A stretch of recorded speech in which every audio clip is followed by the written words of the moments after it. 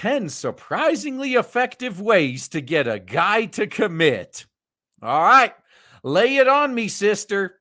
What bright ideas you got for me? At first, dating expert Rory Ray's ideas about how to get a man to commit seemed counterintuitive. Don't be his girlfriend. Don't try to win him over. No, so this is once again women projecting. This when guys do this, it works on women. Almost every guy listening, you probably have at least one story where you were being a simp. You were trying to get a woman. She kept shooting you down. And then as soon as you started ignoring her, she showed interest in you. But it doesn't work the other way around. Like generally, if a guy shows interest in a woman and she, what do they call it, plays hard to get, in current year anyway, guy is like, all right, there's like 30 others I could be going after instead. So, but when we realized this, Rory wants us to get a man to commit by being our most authentic selves, which in turn allows men to be their most authentic selves. And that makes a lot of sense. Those tips are only the beginning. Now, this is actually a true statement. Both the whammons and the men will be their most authentic selves when following this list. They will. But I don't think you actually want that. So here are 10 surprisingly effective ways to get a guy to commit.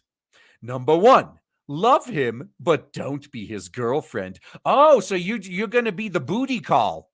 All right, you know what? I can go for that. Friends with benefits. Okay. You're not going to get any commitment. You're just going to be a booty call. But most guys would appreciate that. Being his girlfriend means being exclusive without a forever promise. If you want to get married, don't be his girlfriend. A man might tell you that he needs time to decide if you're right for him, but according to Rory, men know very soon whether or not you're the one. Now, that is actually true as well. Yeah, most guys, they know within a few weeks whether they would want to be with that woman, but they need to take care of some fears, like some red flags first. Like, wait, she's not she doesn't have a history, does she? Like, she doesn't have baggage, does she? She's not just putting on an act with me, is she? She's not seeing 30 other dudes, is she? Alternatively, and once again, this goes out to the guys. If you were dating a woman and you started having that thought that, oh, she may be the one. Yeah, I want to lock her down. Yeah, she may be the one. And then she basically gives you the, oh, let's just be friends with benefits. Like, immediately your mind goes to, it's like, well, if she's this easy with me, how much of the rest of the town has had a ride on this bicycle, I wonder? So number 2, don't be exclusive until you're engaged. All right.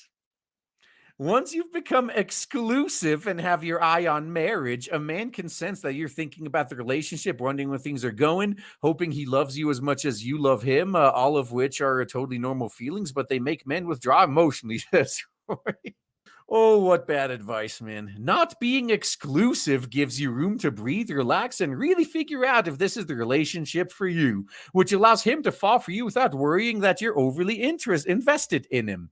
Okay, so the funny thing about this is, like, isn't this the same thing that these women claim to be trying to counteract when they, yeah, like the whole, oh, don't commit to him, don't be his girlfriend, don't be exclusive.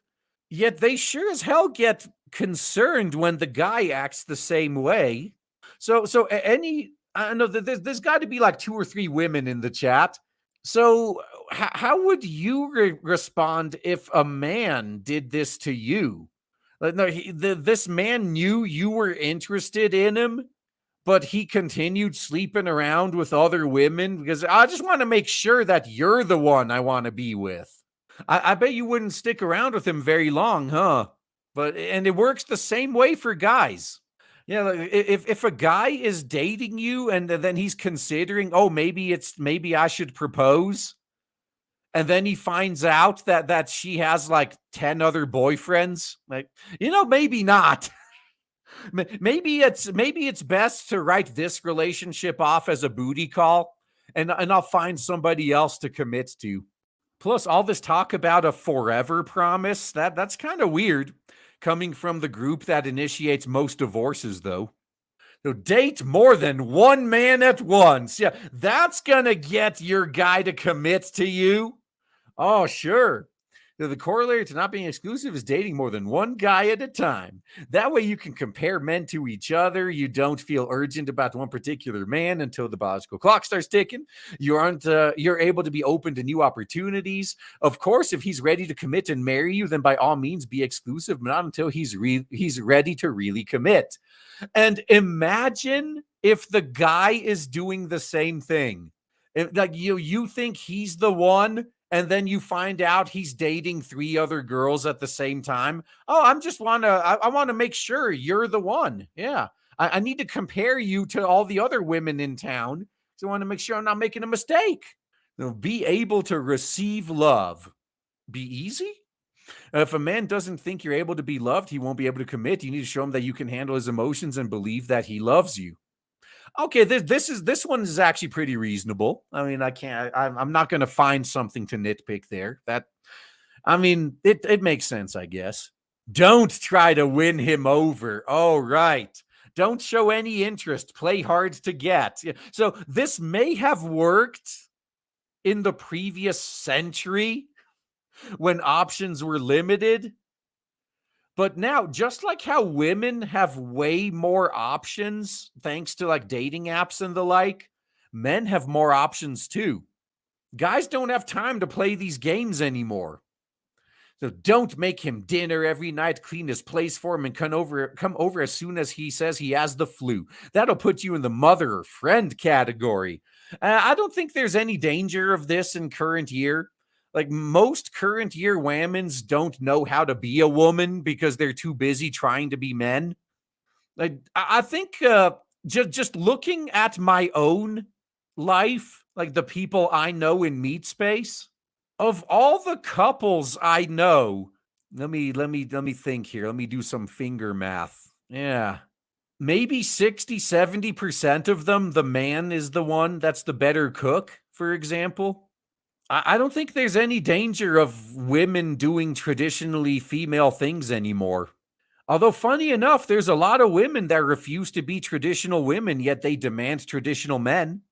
Tell him what you want. All right, that sounds good. Let's see if it's true. If you want to if you want to get engaged and he's stalling, tell him what you want.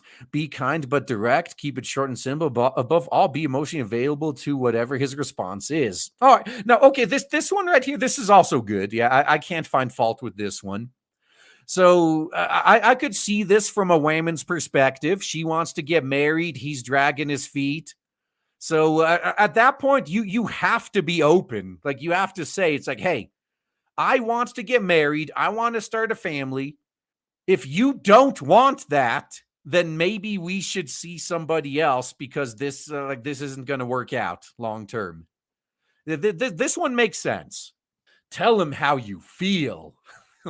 This is different from the here's what I want speech. Telling him how you feel means expressing yourself in a non-judgmental, open way.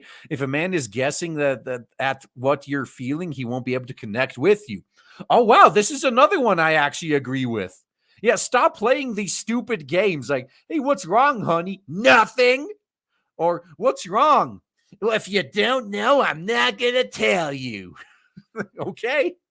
Well, don't be surprised if not keep doing the same thing that pissed you off. Then, yeah, okay. So that's three so far. Actually, this is starting to get better.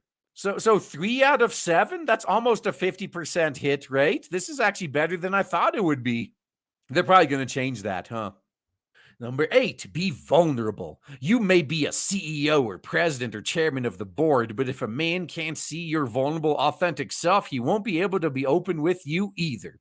If you let him see your secret, sensitive side, he'll feel safe with you and be able to let his guard down around you too.